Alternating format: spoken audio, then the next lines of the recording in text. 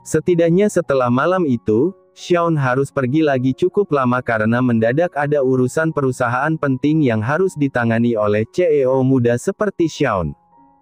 Tidak terasa waktu berlalu sudah sekian lama. Usia kandungan Lily sudah cukup tua, sekitar 8 bulan. Namun perutnya tidak terlihat besar, mengingat badan Lily yang kurus. Hamil 8 bulan berasa hamil 6 bulan. Om Maxi sempat panik, begitu juga kakek dan nenek. Namun dokter Bella menjelaskan dengan baik, alasan kenapa perut Lily tidak terlalu besar. Sudah cukup lama Lily hilang dari peradaban. Dia menatap layar ponsel yang sengaja dibiarkan mati.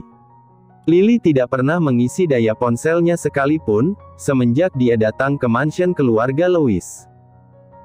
Ketakutan akan mungkin saja Muel bisa menyusulnya kemari atau Nadine bisa melacak keberadaannya membuat Lily sampai sekarang enggan untuk menyalakan ponselnya.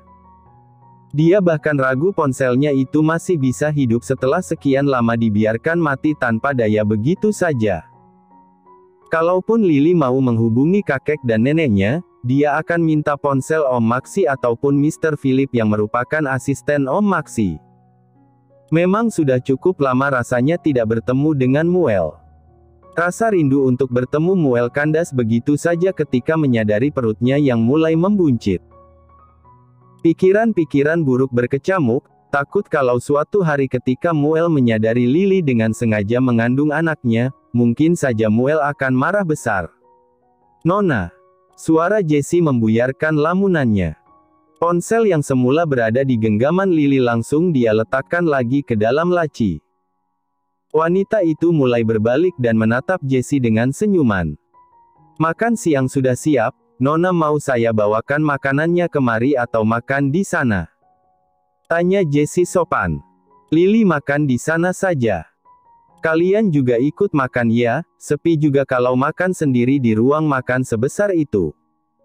Jessie menahan senyumnya dan mengangguk setuju. Setelah mengenal beberapa orang dan beradaptasi di tempat ini, pilihan kakek memang tidak pernah salah membiarkan Lily berada di tempat ini sekarang. Jessie, Ellie, Dr. Bella, Pak Carlos, Darwin, Eddie, dan masih banyak lagi yang Lily kenal. Mereka semua memperlakukan Lily dengan baik. Bersyukurnya Lily tidak pernah merasa sendiri. Hanya saja hubungan Lily dengan Xiaon tidak sebaik mereka. Entahlah, itu karena Xiaon langsung pergi bertugas padahal sehari pulang. "Nona, saya datang membawakan Anda kursi roda." Lily sedikit terkejut ketika Ellie tiba-tiba datang membawakannya kursi roda. Wanita itu menggeleng pelan sembari menghela nafas. Dokter Bella bilang, Lily harus sering-sering jalan. Meskipun jangan sampai terlalu lelah, dan jarak kamar Lily dengan ruang makan tidak sejauh jarak taman belakang dengan teras belakang, ucap Lily seakan mengomel kepada Ellie. Pelayan wanita itu tampak menatap khawatir. Tapi Dokter Bella juga bilang kalau Nona harus memperhatikan kesehatan Nona. Berjalan cukup melelahkan, apalagi dengan tempat seluas ini. Nona pasti kelelahan. Baik, sepertinya aku memang tidak akan dilepaskan dengan mudah ketika kamu sudah berkeinginan. Ini demi kebaikan Nona dan calon bayi Nona. Pada akhirnya Lily pergi ke ruang makan naik kursi roda yang dibawakan secara khusus oleh Ellie. Sesampainya di sana beberapa hidangan kesukaannya sudah tersaji. Lily menatap Jessie, Dr. Bella, Pak Carlos, dan juga Ellie yang siap untuk makan bersama dengan Lily. Awalnya Om Maxi tidak mengizinkan, karena dia masih memandang kalau seorang tuan putri tidak pantas makan bersama pelayan.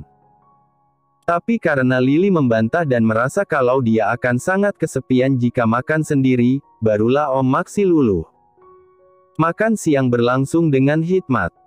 Para pelayan lain yang bertugas, diperintahkan untuk ikut menikmati istirahat makan siang. Sehingga mereka menanti Lily selesai baru memulai aktivitas kembali. Seakan peka, Lily pasti akan makan paling akhir dan tersenyum setelah menghabiskan makanannya. Seperti saat ini, ketika Lily hendak bangkit dari tempatnya, Jessie dengan sigap membantu sang nona bangkit. Senyuman tulus wanita itu menyertai bantuan Jessie. Nona mau jalan-jalan sebentar ke taman belakang. Jangan Jessie, kamu ini bagaimana sih? Di luar sedang panas-panasnya. Jangan biarkan Nona kepanasan atau terkena paparan sinar ultraviolet yang membahayakan kulit. Ellie segera menyela ucapan Jessie sebelum nonanya itu benar-benar pergi ke taman belakang. Sudah jangan bertengkar dong. Lily mau kembali ke kamar, pusing mendengar kalian berdebat, ucapnya dengan jujur. Lily dibantu Jessie mulai duduk di pinggir ranjang setelah dia sampai di kamar. Wanita itu merebahkan tubuhnya dengan bersandar pada kepala ranjang yang sudah diberikan bantal empuk sebagai alas. Saya izin untuk membersihkan kamar sebentar ya Nona. Lily menganggukkan kepalanya sebagai jawaban. Saat pelayan sedang sibuk membereskan kamar dengan hati-hati, Lily mengusap perutnya yang kini ditendang dari dalam oleh sang buah hati. Awal-awal Lily merasakan tendangan dari dalam perutnya, Lily merasa syok, aneh, dan geli sendiri. Membayangkan ada bayi kecil di dalam perutnya sungguh membuat Lily sedikit merasa tidak terbiasa. Namun lama-kelamaan dia malah merasa khawatir kalau bayinya tidak memberikan gerakan di dalam sana. Perlahan Lily menyadari bahwa mau tidak mau, dia harus siap menjadi ibu. Nona. Suara Jessie membuat pandangannya yang semula menunduk kini mendonggak menatap sang lawan bicara. Ponsel ini belum diisi daya, apa perlu saya isikan daya? Tanya Jessie sopan dan meletakkan ponsel tersebut di atas nakas samping ranjang Lily.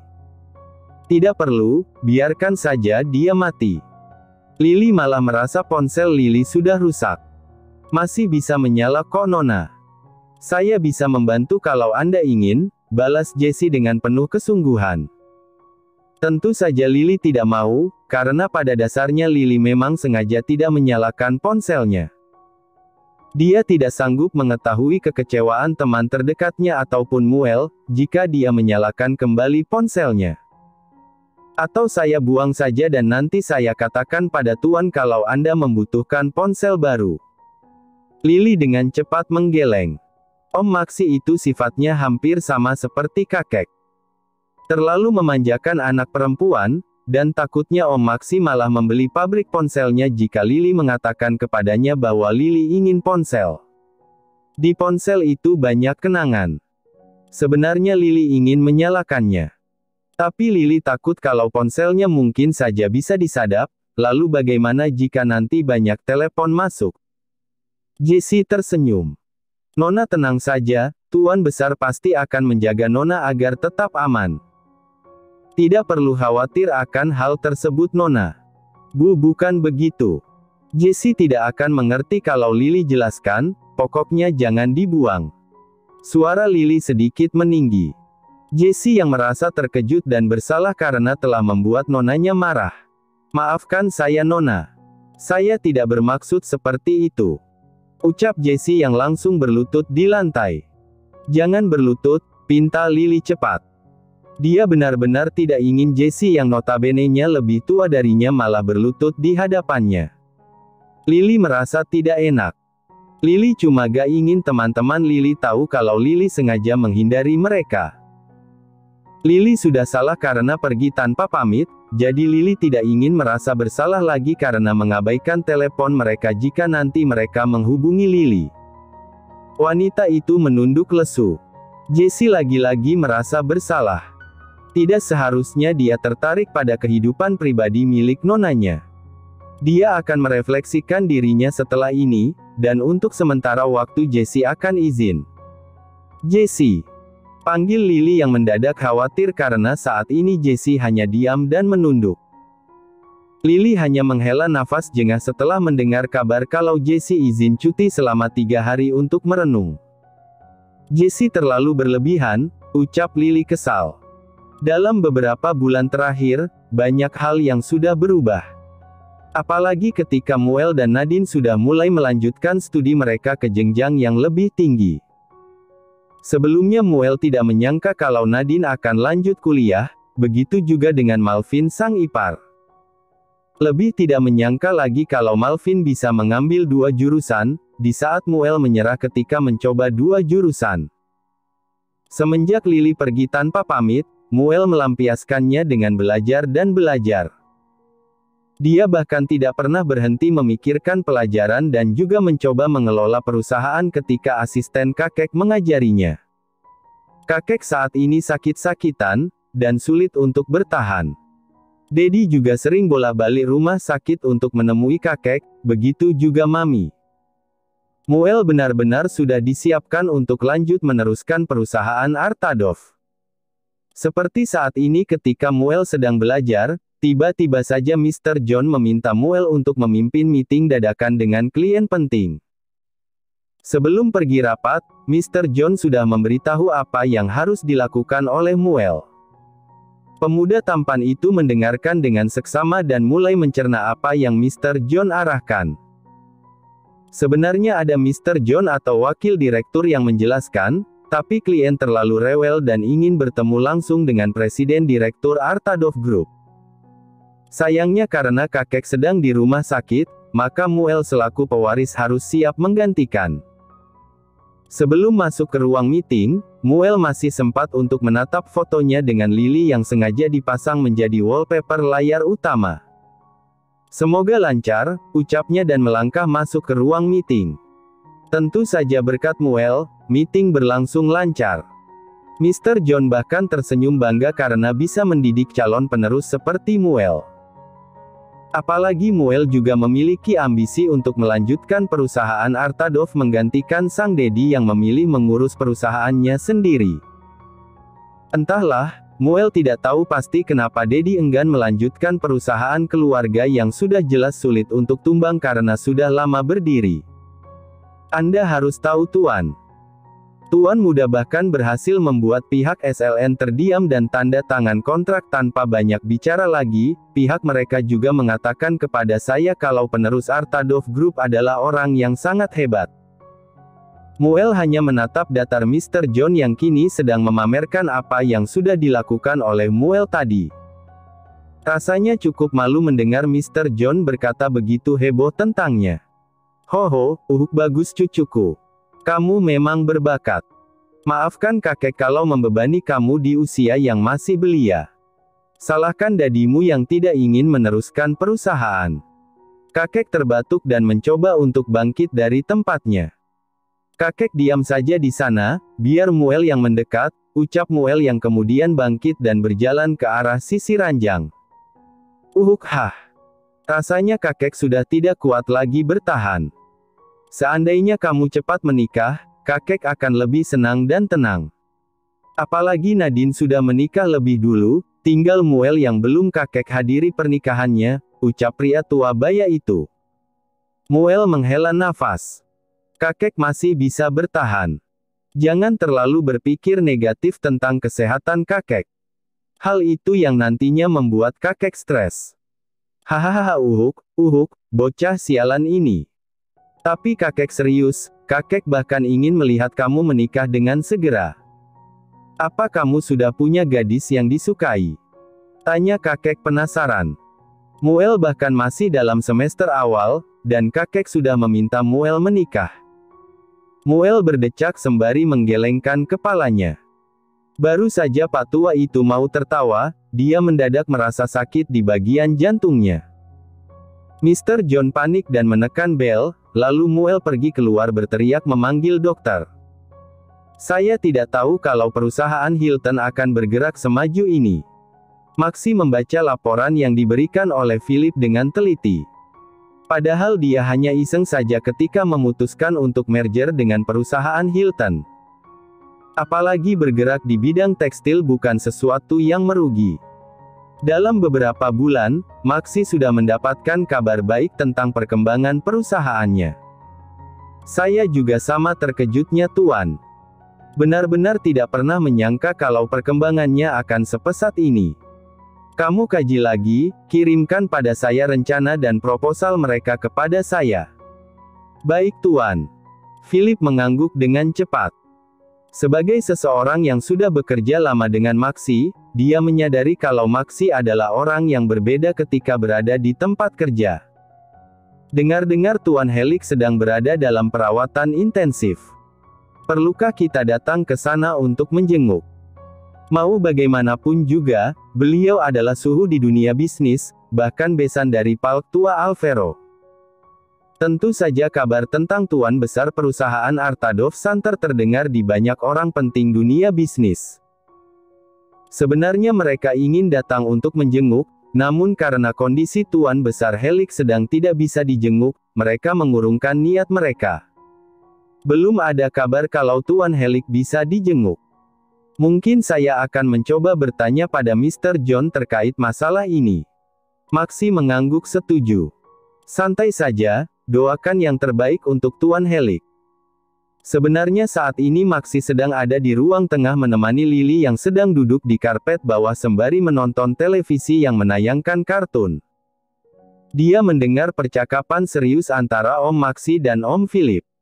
Seharusnya jam-jam ini juga masuk jam istirahat. Namun mendadak Om Philip datang menemui dan memberikan Om Maxi berkas penting untuk dibaca. Sebenarnya pemandangan ini sudah biasa Lily lihat ketika Om Kelvin datang malam-malam menemui Daddy James. Membahas tentang Daddy James, Lily baru sadar kalau apa yang menjadi topik perbincangan antara Om Maxi dan Om Philip sekarang adalah kabar tentang kakek Helik yang notabene-nya adalah papa kandung Daddy James. Pasti saat ini Muel sedang terpukul. Apalagi Muel memang sudah digadang-gadangkan akan menjadi penerus perusahaan Artadov selanjutnya. Lily semakin merindukan Muel. Diam-diam Lily selalu menanyakan kabar Muel dari Lucy. Dia yang tidak tahan memilih untuk menghubungi Lucy melalui nomornya yang baru. Lucy juga cerita, kalau Muel sering datang ke rumahnya untuk sekedar bertanya, apakah ada kabar terbaru tentang Lily. Namun karena Lucy tahu kondisi Lily, dia memilih untuk membantu Lily merahasiakannya. Terkadang Lucy berpikir dia terlalu jahat membiarkan Muel tidak tahu, dan merahasiakan ini semua, apalagi Nadine juga ikutan galau. Keadaan kakek Helik bagaimana Om? Tanya Lily pada Maxi. Kemarin kritis, tapi sekarang sudah berhasil lewat masa kritisnya. Maxi tersenyum membalas ucapan Lily. Semoga kakek Helik baik-baik aja. Walaupun terkadang kakek Helik suka marah-marah tanpa sebab ke Lily, tapi Lily gak mau orang-orang terdekat Lily sedih. Maxi mengernyitkan dahinya bingung ketika mendengar ucapan Lily. Memangnya ada hubungan apa kamu dengan Tuan Helik? Lily terkelkeh. Kan kakek Helik papanya Daddy James. Ah iya. Aku lupa. Lily hanya menanggapinya dengan senyum. Ketika dia hendak bangkit, Om Maxi menahannya dan meminta Lily untuk tetap berada di tempat. Mau tidur? Lily menggeleng. Kalau tidak tidur, apa yang akan kamu lakukan? Lebih baik sekarang duduk saja di sini. Lily hanya mengangguk patuh. Dia ingin pergi karena takut mengganggu pembahasan serius antara Om Maxi dan Om Philip, sehingga dia juga bisa sedikit lebih leluasa jika berada di kamar. Sementara Om Maxi dan Om Philip kembali melanjutkan perbincangan mereka. Posisinya Om Philip duduk di sofa samping Om Maxi sedangkan Lily kembali duduk di karpet dengan tatapan mata Jessie dan Ellie yang selalu mengawasi Lily. Dia awalnya tidak tertarik dengan perbincangan Om Maxi dan Philip. Mendadak Lily kembali mendengar dengan seksama ketika Om Philip menyebut nama seorang wanita. Nyonya Ruby kemarin melahirkan putra keduanya dengan Tuan Simon, Anda tidak mau menjenguknya? Tanya Om Philip. Kenapa kamu membicarakannya? Karena saya harus menyampaikan berita tentang ini kepada Anda. Lily bisa melihat raut wajah santai dan tengil yang Om Maxi punya, dikeluarkan olehnya. Dengan senyuman yang acuh Om Maxi menjawab. Ternyata sudah punya anak saja dia. Anda tidak mau datang menjenguknya. Malas. Om Philip menghela nafas jengah, Lily juga kalau jadi Om Philip pasti akan marah-marah, apalagi kalau mendengar jawaban acuh dari Om Maxi. Bagaimanapun Nyonya Ruby adalah ibunda tuan muda, dan mantan istri Anda, saya rasa Anda akan mendapat cemooh jika tidak datang menjenguk. Sepertinya Om Philip sudah terlalu lelah bicara dengan Om Maxi. Selama ini Lily mengira kalau Mama Kakseon sudah meninggal, tidak disangka kalau beliau masih hidup dan alasan Om Maxi tidak punya pasangan, adalah karena bercerai. Baik-baik, aku akan menjenguknya besok. Siapkan saja apa yang harus dibawa, kamu sudah memberitahu Xiaon. Tuan muda sudah tahu, dan belum ada info kapan dia akan kembali untuk menjenguk adiknya. Hahaha, dia pasti akan merajuk lagi dan meminta adik perempuan. Anak itu memang tidak bisa bersyukur. Maxi menggeleng pelan setelah tertawa. Lily mendengarkan dengan seksama perbincangan keduanya. Dia penasaran dengan Nyonya Ruby alias mantan istri Om Maxi. Mungkin dia bisa bertanya dengan Ellie dan Jessie. Malam semakin larut, Lily mendadak tidak bisa tidur karena kakinya pegal-pegal. Dia membangunkan Ellie dan meminta tolong untuk dipijat di bagian yang tidak membuatnya nyaman. Nona, saya kan sudah bilang, Nona jangan banyak berjalan-jalan. Kalau sudah lelah, jangan terlalu dipaksa. Lily menarik kedua sudut bibirnya tipis. Iya Ellie, Lily janji kok akan nurut. Nona saya khawatir pada Anda, apalagi Dokter Bella bilang Anda akan melahirkan dalam waktu dekat. Ibu saya pernah cerita, ketika dia melahirkan saya, dia hampir mati. Saya takut Nona kenapa-napa, ucap Ellie lagi dengan nada cemas. Lily juga sebenarnya takut. Hal yang dia takutkan bukan mati, tapi dia takut meninggalkan anaknya sendiri menjalani kehidupan tanpa adanya sosok ibu maupun ayah. Lily mengelus perutnya merasakan ketenangan di dalam sana. Mungkin buah hatinya sedang tertidur mengingat ini sudah sangat larut. Ellie. Lily kira Kakseon sudah tidak punya mama. Tapi ternyata mamanya Kakseon masih hidup. Itu benar Nona. Nyonya Ruby sudah lama bercerai dengan Tuan.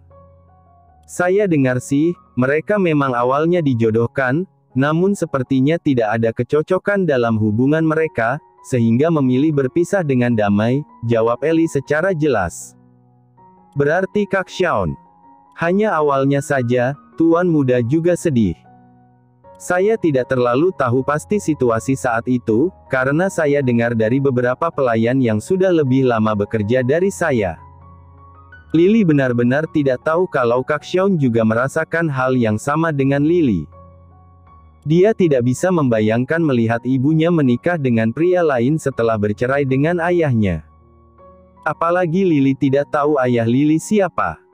Dan sebenarnya masih hidup atau sudah meninggal. Kapan Om Maxi dan istrinya bercerai? Sudah cukup lama, tapi mereka memang terlalu cepat bercerai, apalagi saat itu Tuan muda berusia 5 tahun. Ellie menjawab sembari memijat kaki Lily dengan telaten. Lily merasa iba, tapi sepertinya dia juga harus mengasihani hidupnya sendiri yang tinggal sebatang kara dan diurus dengan baik oleh kakek maupun nenek. Dia jadi merindukan kakek dan nenek. Dert. Ponsel yang berada di atas nakas itu mulai bergetar, ketika Lily mengambilnya dan menatap layar ponsel tersebut, senyumnya segera mengembang. Video call dari Lucy, sang sahabat. Tanpa pikir panjang Lily langsung menekan tombol hijau. Sayangku, apa kabar? Tanya Lucy di seberang sana. Lucy belum tidur. Tugas kuliah menumpuk, bagaimana aku bisa tidur? Justru bagaimana dengan Lilyku, kenapa kamu belum tidur? Tidak baik ibu hamil terjaga di jam-jam larut seperti ini. Lucy mengomel di seberang sana, dan Lily hanya terkekeh sebagai jawaban. Lily menekan tombol membalikkan kamera dan menyorot Ellie yang sedang memijat kaki Lily seraya tersenyum ke arah kamera. Halo Ellie, semangat kerjanya. Sapa Lucy yang memang sudah dikenalkan Lily. Halo Nona Lucy, tolong jangan lupa datang ke sini, sebentar lagi Nona muda akan melahirkan, balas Ellie.